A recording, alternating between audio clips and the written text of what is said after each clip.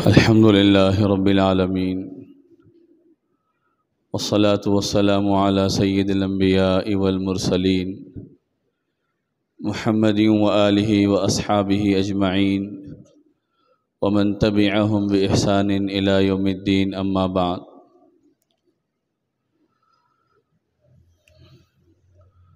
قال الله تبارك وتعالى: اعوذ باللہ من الشیطان الرجیم بسم اللہ الرحمن الرحیم وذکر فإن الذکرى تنفع المؤمنین صدق اللہ العظیم. اللہم صلی علی سیدنا محمد وعلی آل سیدنا محمد وبارک وسلم. اللہم صلی علی سیدنا محمد وعلی آل سیدنا محمد وبارک وسلم. اللہم صلی علی سیدنا محمد وعلی آل سیدنا محمد وبارک وسلم. عزیزان محترم، معزز بزرگوں، قابل احترام بھائیوں، آج کا جو دن ہے 26 جنوری کا، یہ مسلمانوں کے لیے نہیں بلکہ اس ملک کے رہنے والے تمام باشندوں کے لیے ایک اہم اور تاریخی دن ہے. اس کو یوم جمہوریہ کہتے ہیں، ریپبلک ڈے کہتے ہیں، کہ جس میں ہمارے ملک کا قانون اور دستور بنا اور اس قانون اور دستور کو اس ملک کے رہنے والے لوگوں کے لیے نافذ کیا گیا. آپ جانتے ہیں کہ ملک پر انگریزوں کا قبضہ تھا، انگریزوں کا اختیار اور تسلط تھا. انگریزوں کے اس قبضے کو دور کرنے کے لیے، انگریزوں کے ناپاک قدموں کو اس سرزمین سے ہٹانے کے لیے علماء نے، مسلمانوں نے اور بعض مسلم حکمرانوں نے بڑی قربانیاں دی. اس کے ساتھ ساتھ آخر دور میں مسلمانوں کے علاوہ اس ملک میں رہنے والے دیگر لوگوں نے بھی اس آزادی کے لیے حصہ لیا. لیکن سب سے پہل میدان میں اترنے والے اور آزادی کا جذبہ لوگوں کے دلوں میں پیدا کرنے والے، اس ملک کی اہمیت کو، عظمت کو پیش کرنے والے مسلمان تھے. بہرحال 1947 15 اگست کو یہ ملک آزاد ہوا اور آزادی کا پہلا دن منایا گیا. اس کے بعد آزاد ہونے کے بعد ملک کے قانون اور دستور کی ضرورت پیش آئی، تو اس وقت کے ماہرین کی ایک کمیٹی تشکیل دی گئی.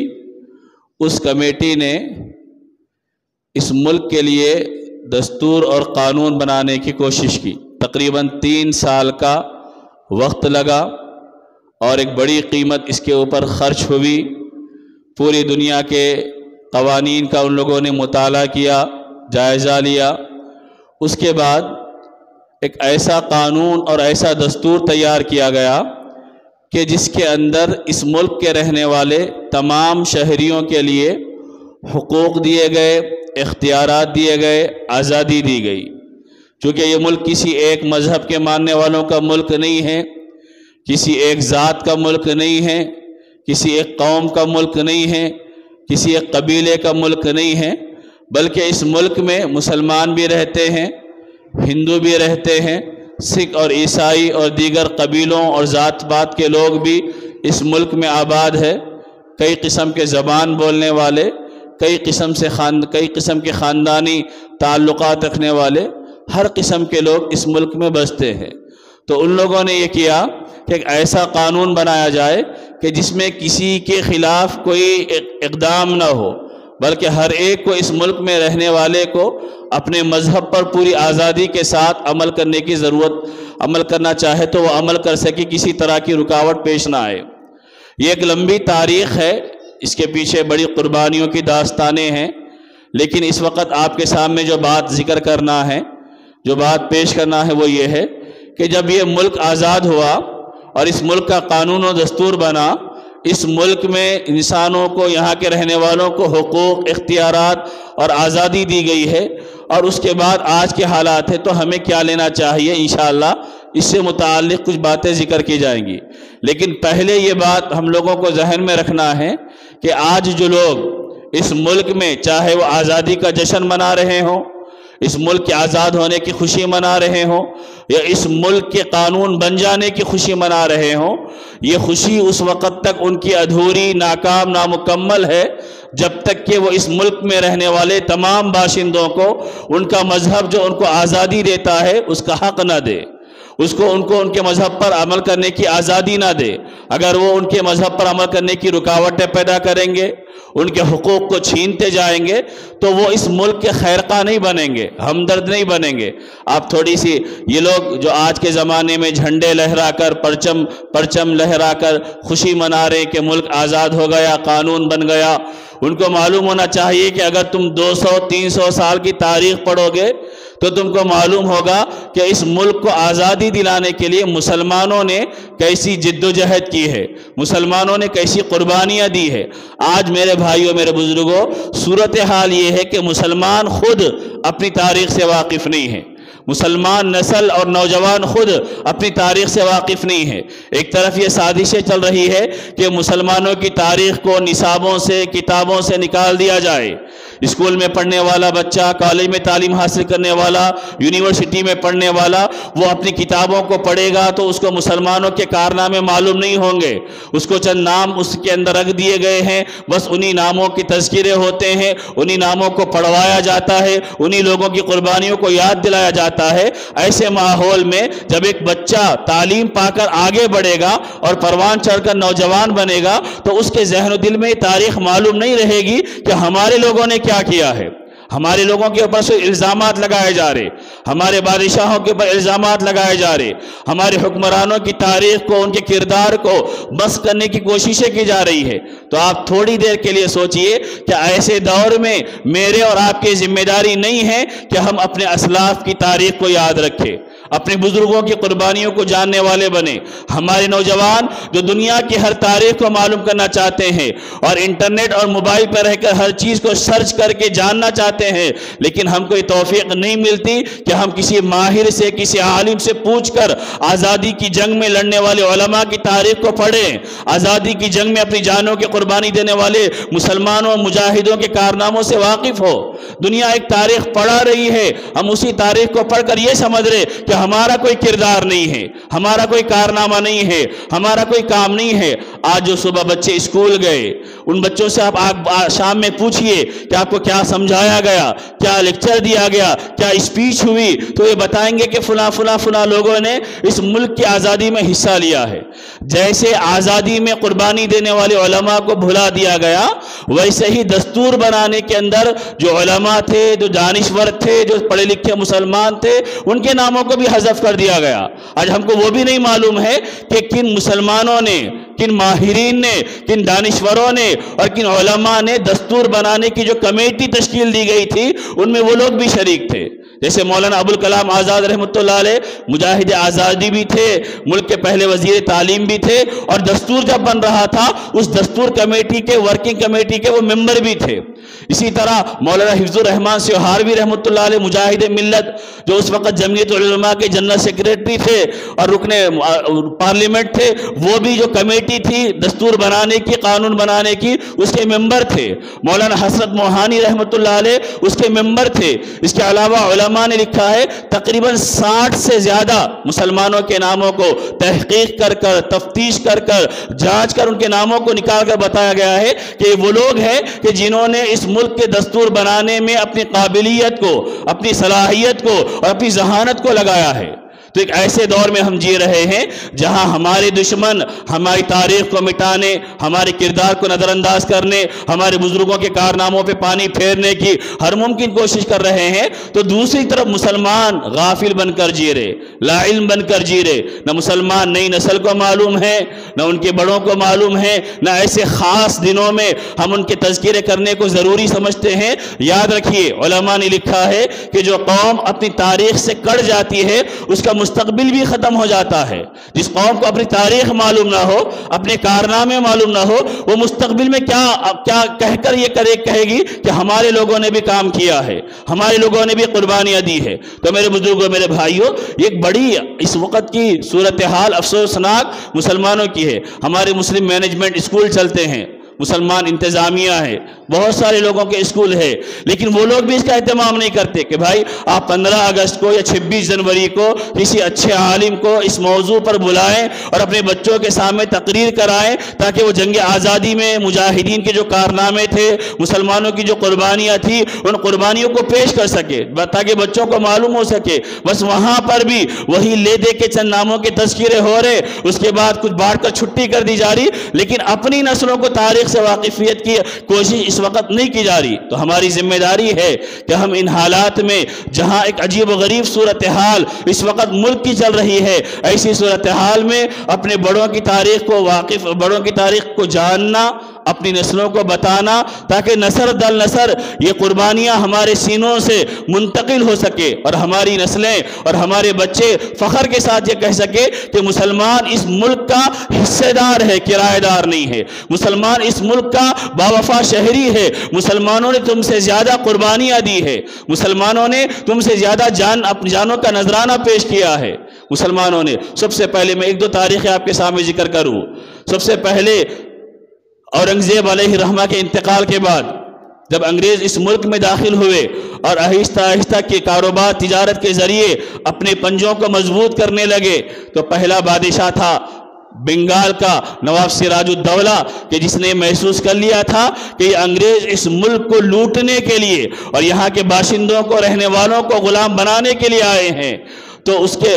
سراج الدولہ کو جو بادشاہت ملی تھی وہ اس کے نانا علی وردی خان کے ذریعے ملی تھی۔ جب علی وردی خان کا انتقال ہونے لگا تو اس نے اپنے اس نواسے کے حوالے بنگال کی حکومت اور بنگال کی سلطنت کی اور یہ کہا کہ بیٹا اس ملک میں انگریز آگے بڑھ رہے ہیں، تمہاری کوشش ہونی چاہیے کہ ان کے قدموں کو مضبوط ہونے سے تم روکنے والے بنو۔ انگریزوں کے خلاف سب سے پہلے جنگ کرنے والا، ان کے بڑھتے ہوئے قدموں کو محدود کرنے والا اور ان کو آگے بڑھنے سے روکنے والا نواب سراج الدولہ تھا، کہ جس نے انگریزوں سے مقابلہ کیا۔ پلاسی کے میدان میں انگریزوں سے باضابطہ جنگ ہوئی، لیکن اپنوں کی غداری کی وجہ سے اور اپنوں کی دغابازی کی وجہ سے نواب سراج الدولہ کو شکست کھانا پڑا، اس کے بعد جام شہادت نوش کرنا پڑا۔ اس کے بعد اللہ تبارک و تعالیٰ نے اسی سرزمین میں، اسی ہندوستان میں وہ انتہائی جوان مرد مجاہد کو پیدا کیا کہ جس کو دنیا ٹیپو سلطان علیہ الرحمہ کے نام سے یاد کرتی ہے، کہ جن کے رگ رگ میں اللہ تبارک و تعالیٰ نے اس ملک کی محبت کو، اس ملک سے وفاداری کو بھر دیا تھا۔ اور ٹیپو سلطان علیہ الرحمہ کی شخصیت پر اور ان کی ذات پر بھی الزامات لگائے جاتے ہیں، اورنگزیب علیہ الرحمہ کی ذات پر بھی الزامات لگائے جاتے ہیں۔ یہ صرف تعصب کی بنا پر ہے، یہ صرف دشمنی کی بنا پر ہے، ورنہ اگر وہ ٹیپو سلطان کی تاریخ کو پڑھیں گے تو ان کو معلوم ہوگا کہ آزادی کے مجاہدوں میں سب سے پہلے نمبر پر اگر کوئی وطن سے محبت کرنے والا ملے گا تو ٹیپو سلطان شہید رحمۃ اللہ علیہ ہے۔ جب ٹیپو سلطان شہید رحمۃ اللہ علیہ 1882 میں ان کے والد حیدر علی کے انتقال کے بعد تخت نشین ہوئے، یعنی بادشاہ بنے، اور پہلی تقریر بادشاہ بننے کے بعد اپنے لوگوں کے درمیان، اپنی پبلک کے درمیان جو کی تھی وہ تقریر یہ تھی کہ میں ایک حقیر آدمی ہوں، میری حکومت اور میری وجاہت مٹنے والی ہے، میری زندگی کا کوئی اعتبار نہیں ہے، لیکن اس کے باوجود مجھ پر فرض ہے کہ میں جب تک زندہ رہوں وہ وطن کی حفاظت کے لیے اور آزادی کے لیے لڑتا رہوں۔ ہزاروں لوگ اپنی جانیں اس وطن کے لیے قربان کر سکتے ہیں، لیکن کسی کے دل سے محبت وطن کی نکالی نہیں جا سکتی۔ یہ سب سے پہلا بیان ٹیپو سلطان علیہ الرحمہ نے اپنے بادشاہ بننے کے بعد دیا تھا، اور ان کے ایک وزیر کہتے ہیں کہ ٹیپو سلطان جب موڈ میں ہوتے اور ٹیپو سلطان جب کیفیت میں ہوتے تو یہ کہتے کہ اے میرے پیارے ہندوستان، میرا دل اور میری جان تجھ پر قربان ہے، میرا وجود اور میرا جسم تجھ پر قربان ہے، میرا خون اور میری محبت تجھ پر قربان ہے۔ یہ ٹیپو سلطان شہید علیہ الرحمہ کے یہ جذبات ہوتے تھے، اور اس وقت علماء نے لکھا ہے کہ انگریزوں کو اس بات کا احساس تھا کہ ہمارے راستے میں رکاوٹ اگر کوئی ہے تو وہ ٹیپو سلطان ہے، جب تک ٹیپو سلطان زندہ رہے گا اس ملک پہ قبضے کا جو خواب ہم نے دیکھا ہے وہ خواب ہمارا کبھی پورا نہیں ہوگا۔ چنانچہ باضابطہ ان کے جو جرنل آتے تھے وہ اپنے گورنرز کو یہ پیغام لکھتے تھے کہ ہم ہندوستان میں جو اپنا قبضہ اور اپنے اختیار کو آگے بڑھانا چاہتے ہیں وہ اس وقت تک پورا نہیں ہو سکتا جب تک کہ راستے سے ٹیپو سلطان کو ہٹایا نہ جائے۔ اس کے لیے بڑی کوششیں ہوئی، جیسے بنگال میں سراج الدولہ کے لوگوں کو انگریزوں نے خریدا، اسی طرح میسور میں سری رنگا پٹنم میں ٹیپو سلطان شہید علیہ رحمہ کے ساتھ رہنے والے وزیروں کو، ایمان فروشوں کو، ضمیر فروشوں کو، ملک کے غداروں کو انگریزوں نے خریدا تاکہ ان کے خلاف انگریز کامیاب ہو سکے۔ چنانچہ لکھا ہے کہ 4 مئی 1799 کی تاریخ، 4 مئی 1799 کی تاریخ کہ صبح جب ٹیپو سلطان شہید علیہ رحمہ بیدار ہوئے تو ان کا معمول تھا فجر کی نماز پڑھنے کے بعد 1 گھنٹہ روزانہ قرآن کریم کی تلاوت کرتے تھے۔ وہ 1 گھنٹہ قرآن کریم کی تلاوت کرنے کے بعد پھر لوگوں سے ملاقاتیں اور جو کام امور سلطنت ہوتے ان کاموں کو انجام دیا کرتے۔ اس سے پہلے جب تک قرآن کریم کی تلاوت نہیں ہوتی وہ اپنے کاموں کا آغاز نہیں کرتے۔ جس دن ان کا انتقال ہوا اور ان کی شہادت ہوئی اس وقت جب وہ بیٹھے ہوئے تھے دوپہر کا کھانا کھانے کے لیے، ایک لقمہ لیا تو ان کو معلوم ہوا کہ ان کا ایک وزیر انتہائی باوفا عبد الغفار نام کا وہ شہید ہو گیا۔ انہوں نے کھانے کا ہاتھ، جھوٹا ہاتھ دھوئے بغیر اپنے ہاتھ میں تلوار لی اور اپنے گھوڑے پہ سوار ہوئے اور فوری آگے نکل گئے۔ تو جب معلوم ہوا کہ پوری طرف سے دشمنوں نے گھیر لیا ہے اور جس راستے سے گزر رہے ہیں ان کے وزیر ٹھہرے ہوئے ہیں جنہوں نے ان کے ساتھ دھوکہ دیا، دغابازی کی، انہوں نے کہا کہ تم نمک حرام ہو، تم نے دھوکہ دیا ہے، لیکن عنقریب تم جان لو گے کہ تم نے ملک کے ساتھ، ملت کے ساتھ دغابازی کی ہے، اس کا انجام کیسے ہوگا۔ اس کے بعد گئے ٹیپو سلطان، انگریزوں سے مقابلہ ہوتے رہا، ان کی جو فوج تھی وہ فوج بھی شریک ہوئی، یہاں تک کہ ظہر سے لڑائی شروع ہوئی، عصر اور مغرب تک لڑائی چلتے رہی۔ اور تاریخ لکھنے والوں نے لکھا ہے کہ جب عصر کے بعد کا وقت آیا، مقابلہ کرتے کرتے ٹیپو سلطان کی حالت یہ ہو گئی کہ حلق پانی کی وجہ سے سکڑ گئی،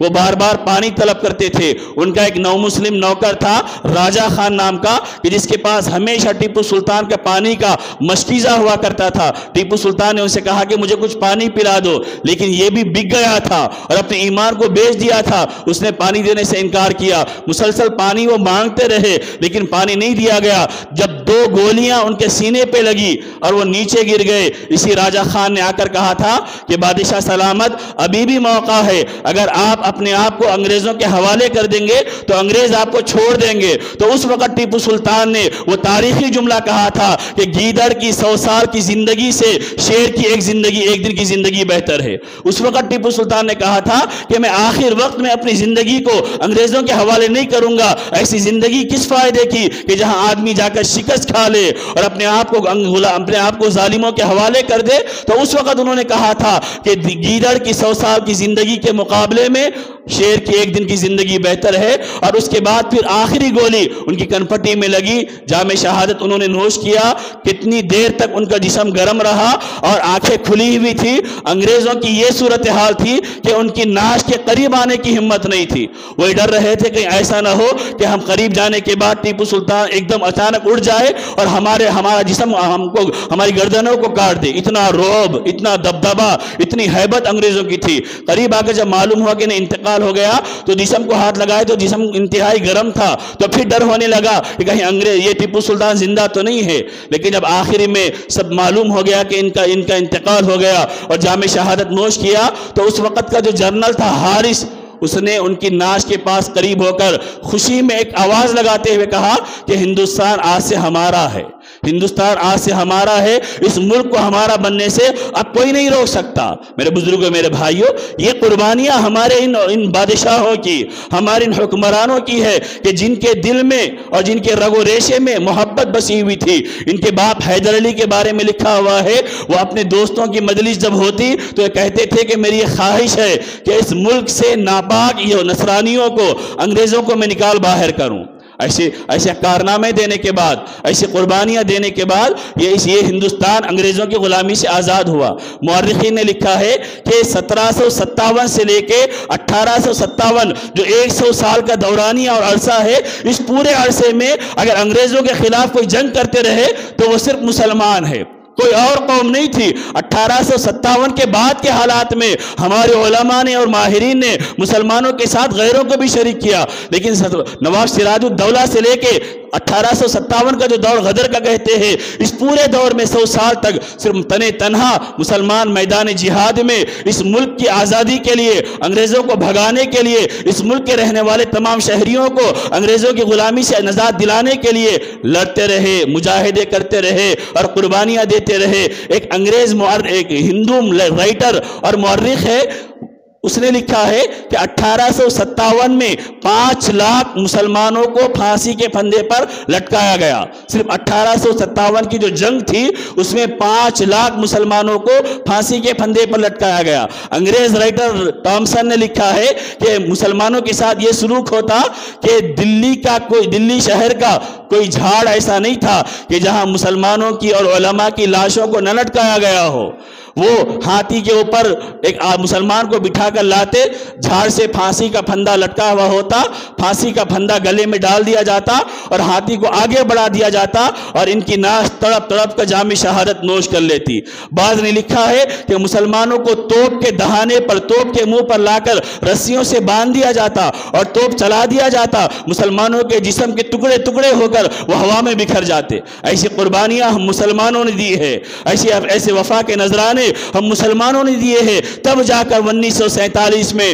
1947 میں یہ ملک آزاد ہوا ہے۔ اس ملک کی آزادی کے لیے شاہ ولی اللہ محدث دہلوی رحمۃ اللہ علیہ کے بیٹے شاہ عبدالعزیز رحمۃ اللہ علیہ نے 1803 میں انگریزوں کے خلاف فتویٰ دیا تھا کہ یہ ملک دارالحرب ہے، اس ملک کے رہنے والے تمام لوگوں کے لیے یہ ضروری ہے کہ وہ انگریزوں سے لڑنے کے لیے میدان عمل میں آ جائے اور میدان عمل میں تیار ہو جائے۔ انہی کے فتوے کی وجہ سے پھر بعد میں قاسم نانوتوی رحمۃ اللہ علیہ، جنہوں نے دارالعلوم دیوبند کو قائم کیا، مولانا رشید احمد گنگوہی رحمۃ اللہ علیہ، حاجی امداد اللہ مہاجر مکی رحمۃ اللہ علیہ، حافظ دامی شہید رحمۃ اللہ علیہ، یہ سارے کے سارے لوگ میدان عمل میں آئے اور انہوں نے انگریزوں سے مقابلہ کیا۔ انگریزوں نے ان کو مارا، ان کے خلاف وارنٹیں جاری کیے، یہ انگریزوں سے لڑتے رہے، مجاہدے کرتے رہے۔ پھر 1857 کے بعد 1866 میں پھر دارالعلوم دیوبند کو قائم کیا گیا، پھر اس کے بعد غیروں کو بھی ساتھ لے کر جنگ لڑی گئی۔ تو یہ پوری تاریخیں ہیں، ان تاریخوں سے گزر کر یہ ملک آزادی کے دن دیکھ رہا ہے۔ ان قربانیوں سے گزرنے کے بعد اس ملک میں اللہ تبارک و تعالیٰ نے خوشحالی دی ہے۔ دارالعلوم دیوبند کے استاد حضرت مولانا ریاست علی بجنوری رحمۃ اللہ علیہ کا ایک بڑا مشہور شعر ہے جو دارالعلوم دیوبند کے ترانے میں ہے کہ اس بزم جنوں کے دیوانے ہر راہ سے پہنچے یزدہ تک، ہے عام ہمارے افسانے دیوار چمن سے زندہ تک، 100 بار سنوارا ہے ہم نے اس ملک کے گیسوئے برہم کو، یہ اہل جنوں بتلائیں گے کیا ہم نے دیا ہے عالم کو۔ دنیا والے بتائیں گے کہ کیا ہم نے قربانیاں دی ہے۔ چمن میں ہر طرف بکھری ہوئی ہے داستاں میری، اڑائے کچھ ورق لالا نے، کچھ نرگس نے، کل گچ نے، گل نے، چمن میں ہر طرف بکھری ہوئی ہے داستاں میری، ہم لوگوں نے قربانیاں دی ہے۔ تو بہرحال یہ قربانیاں دینے کے بعد یہ ملک آزاد ہوا اور اس کے بعد 3 سال کے عرصے میں آزادی کے بعد 1950 میں یہ اس ملک کا قانون بنا، دستور بنا، جس کے اندر مسلمانوں کو، دیگر مذہب کے رہنے والوں کو، تمام کو یہ اختیارات دیے گئے کہ تم اپنے مذہب پر عمل کر سکتے ہو۔ آج اگرچہ کہ ظالم حکمرانوں کی وجہ سے اس ملک میں مسلمانوں کے اوپر عرصہ حیات کو تنگ کیا جا رہا ہے، مسلمانوں کو ستایا جا رہا، پریشان کیا جا رہا، ان کے حقوق چھیننے کی کوششیں کی جا رہی اور اس ملک کو نفرت کے ماحول میں رنگنے اور اس ملک کو اور مذہب کے طریقے پہ رنگنے کی کوششیں کی جا رہی ہے۔ لیکن یاد رکھیے مسلمان اس دنیا میں آیا ہے اللہ کی بندگی کرنے کے لیے، اللہ کی عبادت کرنے کے لیے۔ اگر وہ اس بات کا عزم کر لے، تہیہ کر لے کہ میں اپنی شریعت پر عمل کروں گا، میں اپنی شریعت کے قانون پر عمل کروں گا، میں اپنے پرسنل اللہ پہ عمل کروں گا، تو دنیا میں کوئی طاقت نہیں ہے جو آپ کے قانون کو چھین سکے۔ میرے بھائیو آپ بتائیے کیا ہم کو شریعت اس بات کی آزادی نہیں دی؟ کیا ہمارا ملک اس بات پہ پابندی لگاتا ہے کہ ابھی آپ نماز پڑھنے مت جاؤ؟ آپ نماز پڑھنے کے لیے آزاد ہے، آپ آئیے جائیے، ٹھیک ہے چند مسجدوں پہ ان کی ناپاک نظریں ٹکی ہوئی ہے، جمی ہوئی ہے، لیکن ابھی ہم کو یہ اختیار ہے کہ ہم مسجدوں میں جا کر نماز پڑھ سکتے ہیں، کوئی آپ کو نہیں روکے گا۔ اگر ہم نہیں آ رہے تو ہم اپنے عمل سے لوگوں کو روکنے والے بنیں گے، ہم موقع دیں گے کہ دیکھو ہم خود نمازیں نہیں پڑھ کے اپنی مسجدوں کو ویران کر رہے، لہٰذا تم ہماری مسجدوں کے اوپر تحقیقی کمیٹی بٹھاؤ۔ اگر مسلمان مسجدوں کو آباد کریں گے اور مسجدیں مسلمانوں سے آباد رہیں بنیں گی تو ان کی ہمتیں نہیں ہوں گی ہماری مسجدوں پہ بری نظر ڈالنے والے بنے۔ کیا ہم کو یہ روکا گیا کہ تم شادی کرو تو بہت زیادہ مہنگی کرو ورنہ تمہاری شادیاں نہیں ہوں گی؟ ہم کو آزادی دی گئی ہے، اب شادیاں کرے، ازدواجی زندگی گزارے، فیملی لائف گزارے، گھریلو زندگی گزارے، تو جو اسلام نے طریقہ بتایا ہے ویسے طریقے پہ زندگی گزارے۔ اگر گھریلو زندگی میں کبھی اونچ نیچ آ جائے، کبھی نا اتفاقی آ جائے، کورٹ کچہریوں میں جانے کے بجائے، پولیس اسٹیشنوں کے چکروں میں جانے کے بجائے علماء سے رابطہ کرے، اپنے مسائل کو وہاں سے حل کرائے، تو یہ وہ سارے اعمال ہے، وہ سارے کام ہے کہ جس کے نتیجے میں ہم پوری آزادی کے ساتھ اپنی شریعت پر عمل کر سکتے ہیں، اپنے قانون پہ عمل کر سکتے ہیں۔ اگر آج ہم نے ان اعمال کی قدر نہیں کی، اس آزادی کی قدر نہیں کی، تو ان کے منصوبے تو بہت برے ہیں۔ ٹھیک ہے، یہ اللہ تبارک و تعالیٰ کی سرزمین ہے، اللہ بعض اوقات لوگوں کو ڈھیل اور موقع دیتا ہے، لیکن وہ ڈھیل اور موقع ان کی دائمی زندگی کا اعلان نہیں ہوتی۔ اللہ تبارک و تعالیٰ نے ان سے بڑے ظالموں کو دنیا میں بھیجا،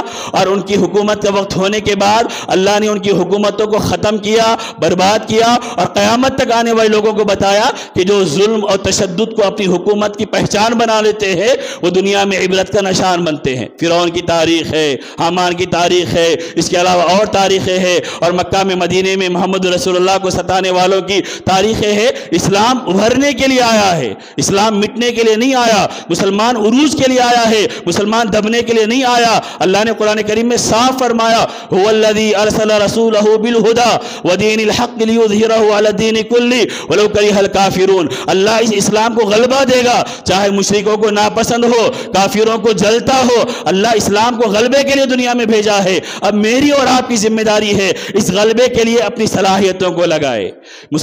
اسلام مسلمانوں سے اس بات کا حکم دیتا ہے کہ تم اپنے وطن سے محبت کرنے والے بنو۔ نبی نے اپنے وطن سے محبت کر کے بتایا، جب مکہ چھوڑ کر ہجرت کر کے مدینہ منورہ جانے لگے، اللہ کے نبی آخر میں ٹھہر کر، جہاں سے مکہ نظر آ رہا تھا، ٹھہر کر کہا کہ اے میرے پیارے وطن، اگر یہ لوگ مجھے نہ نکالتے تو میں کبھی تجھ کو نہیں چھوڑتا، تیرے ہی پاس رہتا، لیکن یہ لوگ نکلنے پہ مجبور کیے ہیں، اس وجہ سے میں مکہ چھوڑ کر مدینے جا رہا ہوں۔ جب مدینے چلے گئے تو پھر اللہ کے نبی نے مدینے سے اتنی محبت کی کہ اپنی دعاؤں میں مدینے کو شامل کر لیا، مدینے کے کاروبار کو شامل کر لیا، یہاں تک کہ جبل احد، جو احد کا پہاڑ ہے، اللہ کے نبی نے فرمایا ھذا جبل یحبنا ونحبہ، یہ پہاڑ ہے احد کا، وہ ہم سے محبت کرتا ہے، ہم اس سے محبت کرتے ہیں۔ اللہ کے نبی جب موسم کا پھل آتا، پھل کے لیے دعا کرتے تو یہ کہتے کہ اے اللہ مدینے میں برکت دے دے۔ تو مسلمان وطن کا دغاباز نہیں ہوتا، وطن کا بے مروت نہیں ہوتا، وطن سے محبت کرنا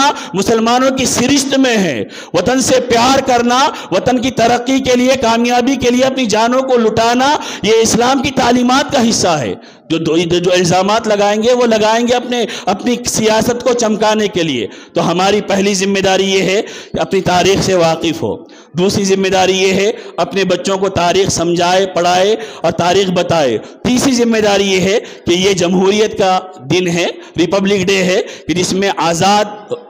ہر ایک کو آزادی کا حق دیا گیا ہے، تو ہم بھی یہ عہد کریں کہ ہم کو مذہب کی آزادی حاصل ہے، ہم پورے اختیار کے ساتھ اپنی شریعت پر عمل کریں گے، اپنے دین پر عمل کریں گے، دنیا کی کوئی طاقت نہیں ہوگی جو ہم کو اپنے دین سے ہٹانے کے لیے آ جائے۔ اگر ہم عزم کر لے اور ہم تہیہ کر لے، ہم مضبوط ارادہ کر لے، تو پھر انشاءاللہ ہم دین پر عمل کریں گے، آنے والی نسلوں تک ایمان کو، اسلام کو پوری حفاظت کے ساتھ پہنچانے والے بنیں گے۔ تو یہ پیغام تھا ریپبلک ڈے کا، یوم جمہوریہ کو۔ اللہ تبارک و تعالی صحیح علم، صحیح عمل کی توفیق عطا فرمائے۔ وآخر دعوانا ان الحمد للہ رب العالمین۔